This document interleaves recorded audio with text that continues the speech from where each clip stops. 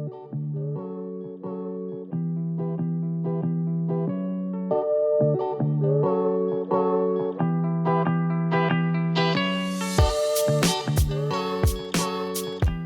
na naman sa isang break that talks about everything and anything under the sun and below the moon in the whole universe. Break time with Beanie! This episode, we've got an unreasonably long title that's unreasonably relatable and unreasonably good. I hope. All my episodes are good naman. Wow! Taas ng sariling bangko. But, as much as I love basking in my own glory in front of millions of spectators, that's sarcasm by the way, this episode is actually suggested by my good friends, very good colleagues, Irish and Lloydie. And Simon as well, he was there nung gabi na yun. We were just chilling that night, just talking about everything and anything. And it was early October, as I remember. Tinatanong ako nila Lloydie and I kung ano yung next episode ko. Because they're curious, supportive sila. Yes!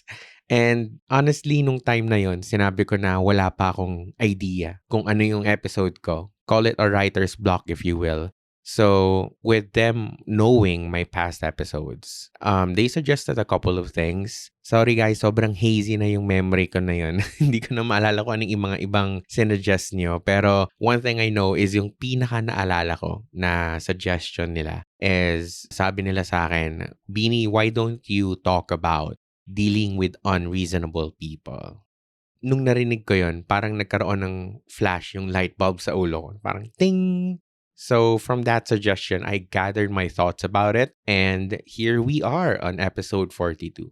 And how I wish that I have these people as my guests so that we could talk about this topic na hindi lang ako. Pero as everybody knows, I'm still in the process of finaling the audio requirement for that setting kasi it's not just plug and play, to be honest. Especially when it comes to podcasts, you really have to make sure that the audio is good. Like right now, honestly, I'm legit scared if what I record tonight is gonna be good when it comes to technicality. Kasi right now, this is the first time that I'm using my Zoom PodTrack P4. So it's like a very good and expensive recorder with my mic na naka-XLR, di ba? So para hopefully mas maganda yung quality. Pero kung maging hindi man ganun kaganda ang outcome nitong episode na to when it comes to the technicalities, trust, believe when I say that you should still stay tuned in because you are going to get a lot for this episode.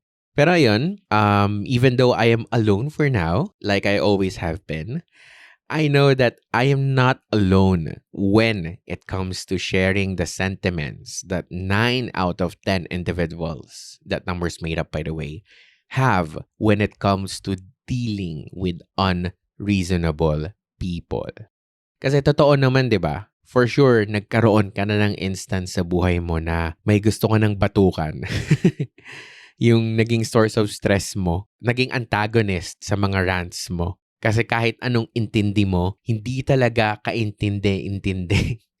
And no matter how many times they've been explained to, reprimanded, or had been frank with, they're still so unreasonable. And these people, they're everywhere. They can be your workmates na may attitude or yung mga ilang napagsabihan pero hindi pa rin sumusunod. They can be toxic colleagues or superiors. Sa bahay, they can be the people who make your home a house, if you catch my drift. Pwedeng sila yung dahilan ba't ayaw mong umuwi ng maaga or kung bakit sira ang araw mo even before the day starts, even before traffic ruins it all. But at the same time, they can also be your friends. Na sa sobrang immature, akala mo bata yung kausap mo. Mga kaibigan na sobrang selfish, nagiging one-sided na yung friendship nyo. And people whom you've already laid out the full extent of the logic but yet decide to do the worst thing possible that will screw everyone over, aka you. Yung mga ang tigas ng ulo, ang tigas ng mukha, kahit nakailang confront at pasabi na, ganun pa rin. For this episode, we will be taking a deep dive, not on why ganun sila, at dahil baka sumakit lang yung ulo natin at sumama lang loob natin, But rather, for this episode, we'll be focusing on how we can deal with them. Kasi ang unang lumabas sa isip ko on how to deal with unreasonable people, ang isa sa mga unang lumabas sa isip ko is, just don't. Don't deal with them. But as much as I want to tell you that, it's not ideal as it is. Because una, you'll be dealing with unreasonable people in all your life. And even if you try to avoid one or two or three, there will be a lot more. And secondly, ba't mundo yung liliit mo porket immature or hard to deal with sila, di ba? You deserve better. And with that comes learning how to deal with them, with those unreasonable people. So, without further ado, here are my suggestions on how to reasonably deal with unreasonable people. Number 1 is to manage your expectations. By now, you probably have an idea that they are unreasonable. So maybe it's safe to say that it's not inherently evil for you to have prejudice when interacting with them. Patterns maketh a person, and hoping for the best is not always worth it, as it will depend on whom the hope was placed on. Not everybody deserves your trust, because not everybody is reasonable. Whether it's, their arrogance, their insensitivity, immaturity, selfishness, or kung ano pa yan. The fact na sa tingin mo ay unreasonable na siya, it means that they've already garnered instances showing how unreasonable they can be time and time again. So with that said, let your memory be a tool, be a weapon, not to hurt others, but to protect yourself. If you are equipped, aka reminded na, okay, ganito ka unreasonable ang tao na to, then your expectation will be way different than someone who believes the best in them every time. Kasi in a lot of situations, even outside of what we're talking about, the level of disappointment and pain will be based on how high your expectations were. So if you have that expectation of what they are, then not only will you be less hurt and affected, but you'll also be well prepared for the workarounds. Now, I'm not saying na maging pessimist ka na lang sa kanila, but just be cautious. Be realistic. 180-degree turnarounds overnight, like in the movies, just don't happen. And managing your expectations will preserve your peace. So way back in college, I had a classmate na sobrang hirap kasama sa mga groups. Actually, marami sila. But let me just provide, one specific example. Baka maging 2 oras ng podcast na to. Itong classmate na to, while marunong siya, may capability siya to do the things that are needed to be done, notorious siya sa pagiging absent sa mga meetings. Yung hindi pagpapasa ng mga requirements and puro liwaliw lang, ganon. So, that time, I was naive and we decided to give that person, since naging kagroup ko siya, a very crucial part sa project namin. Kasi 'di ba pag magkaka-team ka, iba't ibang parte yung gagawin niyo, tasks, ganon. And lo and behold, that person strikes again. Wala siyang pinasa sa amin, as in. And sobrang stress ko nun. Kasi hindi naman mag-a-adjust yung deadline, 'di ba? Hindi naman yung prof yung mag-a-adjust sa amin just because we're screwed over. And to make the long story short, minadali na lang namin yung part niya, and yung dapat chill na lang kami, it turned into a bloodbath. And ang pangit din ang output kasi minadali nga namin.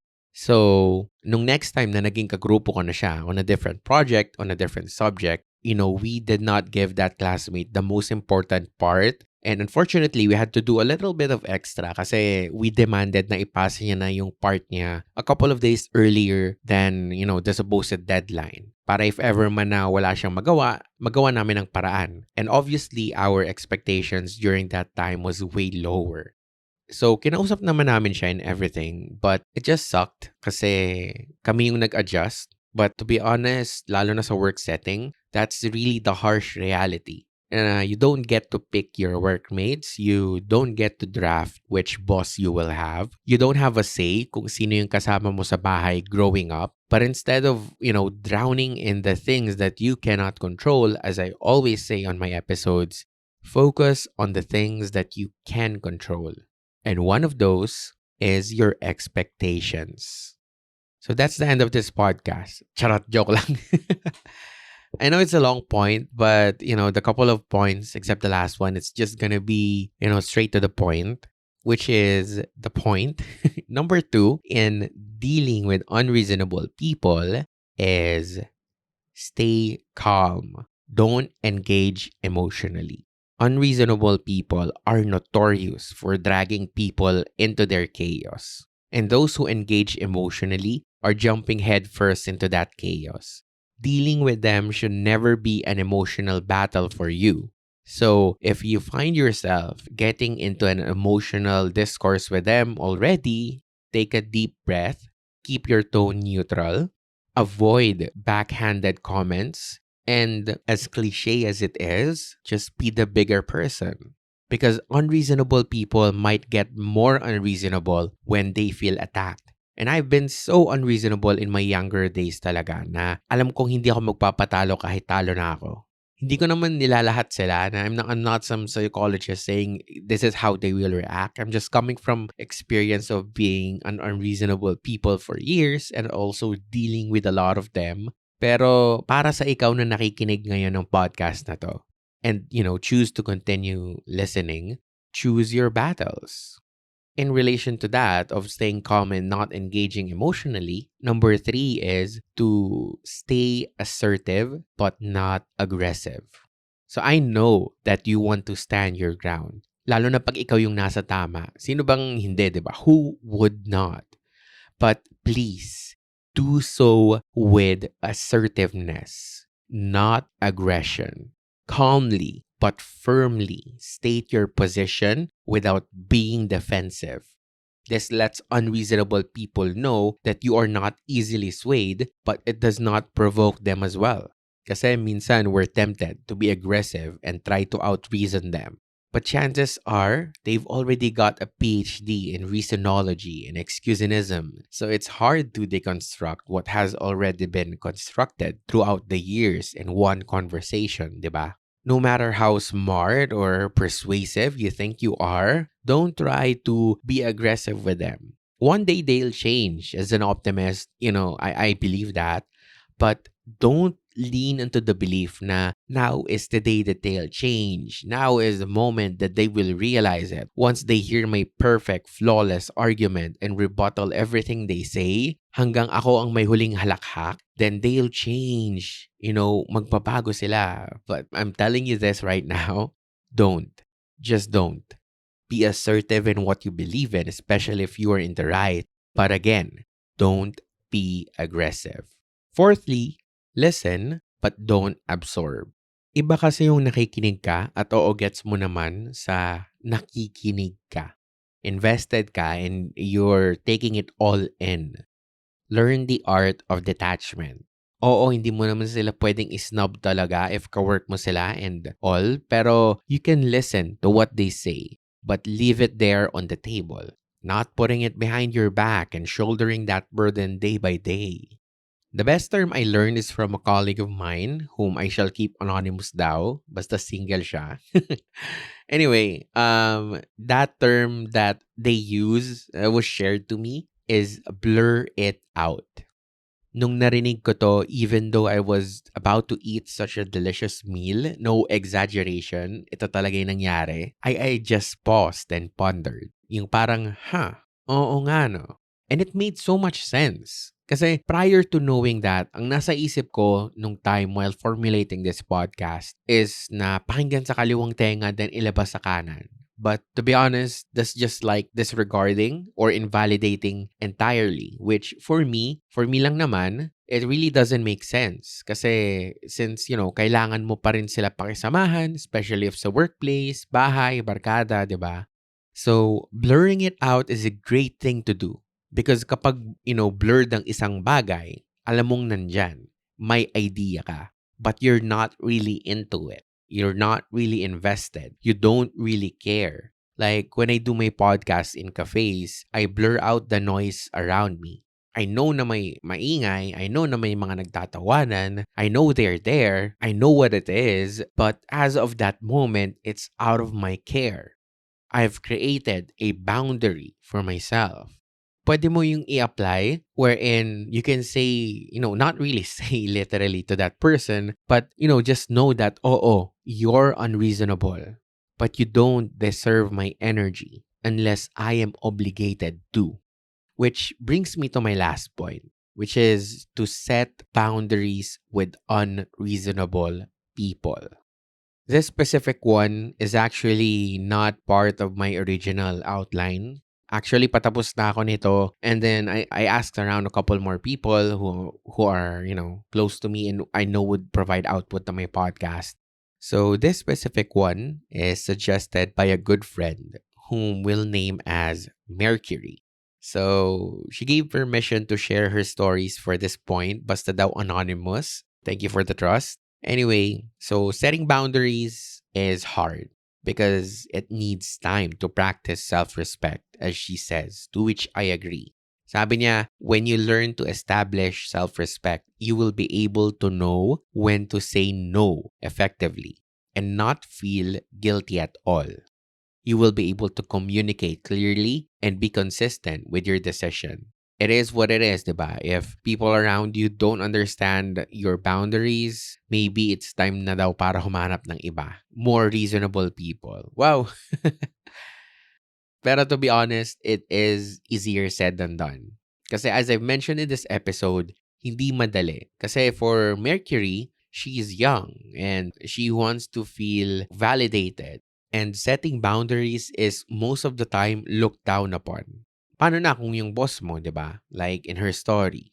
Kasi nung bago pa siya, she'll receive a lot of quote and unquote compliments nung umpisa. And for her, it was okay kasi cool boss, di ba? Parang hindi formal and everything. And while she is very thankful and excited to showcase her skill, yung pagiging friendly niya sa kanila seems to have been taken advantage of. Kasi later on, after some occasions of inuman, hangout, of course, you're always with your boss, diba? Na kasama mo sa mga meetings, ganon, sa mga informal meetings as well, kasama yung mga ibang boss. Parang tumatagilid na daw yung mga conversation to the point na nagiging uncomfortable na si Mercury.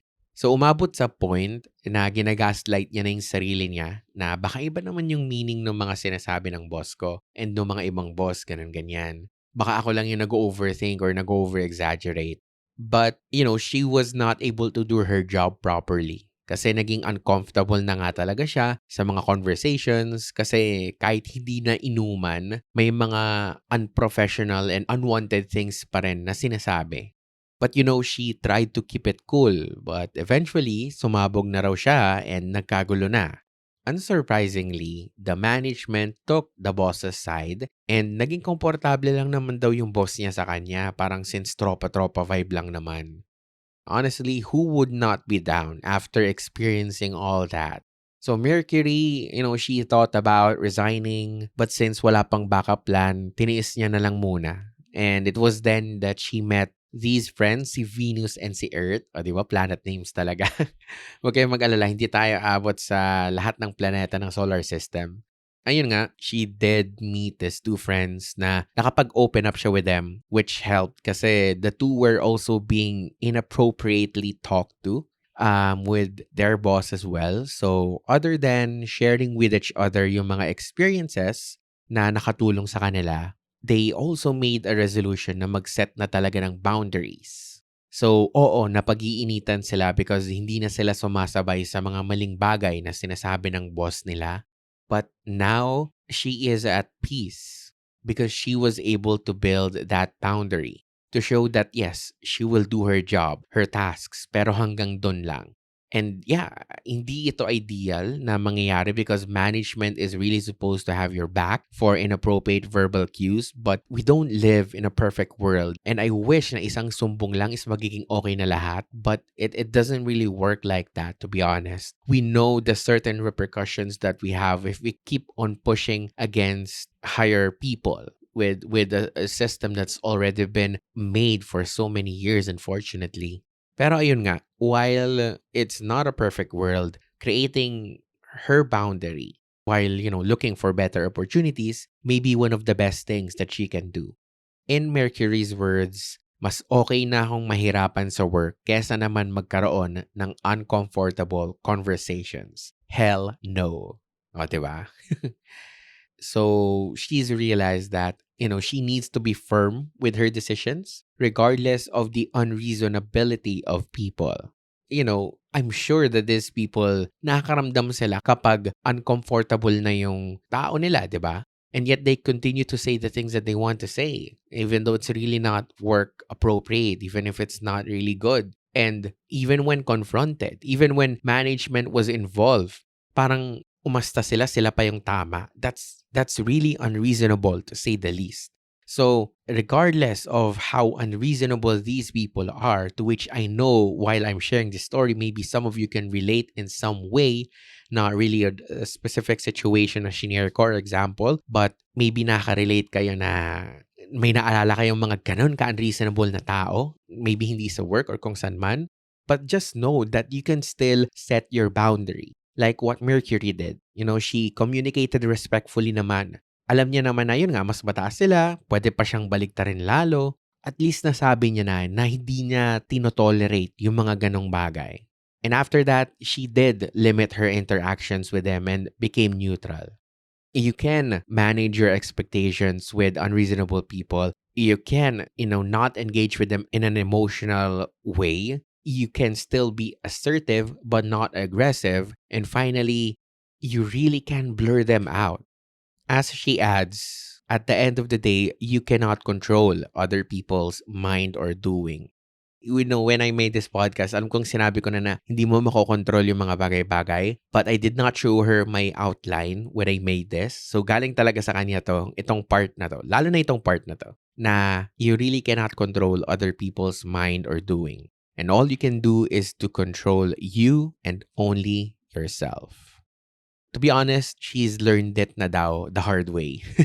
But aren't we all learning it the hard way sometimes? And now, she's very proud kasi yung Mercury noon na hindi marunong tumanggi, kahit gaano ka-unreasonable pa yung mga tao, ay natuto na marunong na mag-no.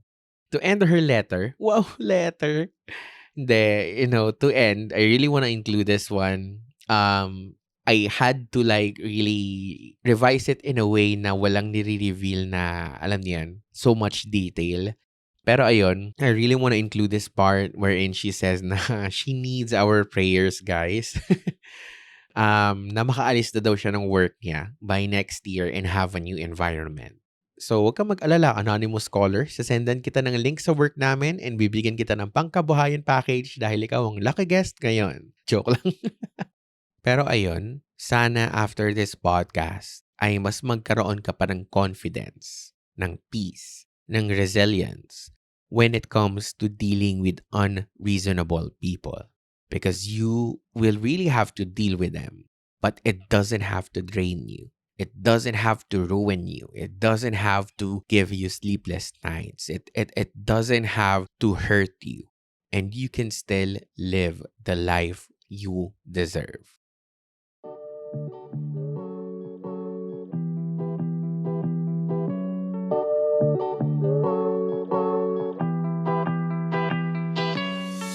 Hey guys, thank you so much for listening to episode 42 of my podcast. Grabe, parang kahapon lang episode 1. Pero ngayon, we're all on the way to 42 and a lot more. So, thank you for staying up until the end of this podcast. And, before we officially end this episode, just want to give major props, big kudos, shout out to, of course, Irish, Lloydie, Mond, Rich, Bonix, and definitely Mercury for sharing their insights sa episode na to. Because honestly, without your suggestions, without, of course, yung initial na suggestion na talk about this, without the inputs of everybody that I've mentioned, this episode would not have been actually made kasi kayo talagang gumawa. Wow, break time with you guys. Not with Beanie anymore, char. Pero ayun, a big shout out to everybody who listened up until the end of this podcast. So if it is your first time listening to this podcast, podcast. I hope that you are doing well, and I'm not really sure why this is your first episode. Charot. Now, feel free to surf or to, search, scour any episodes that I have, and I'm sure that equally or maybe more, you'll learn about things. And para naman sa mga matatagal nang nakikinig ng podcast ko, thank you so much for still staying with me. For every end of the month ay nag-aabang ka ng episode ko. Maraming salamat sa'yo. But if you binge watch, all of my episodes, salamat din po. I wish that I could give what I earn sa inyong lahat. Pero hindi naman ako nag-earn dito. So, and of course, shoutout din sa mga reasonable tao sa buhay ko. Wow! So yeah, that's about it. And I'll see you on the next break time with Beanie.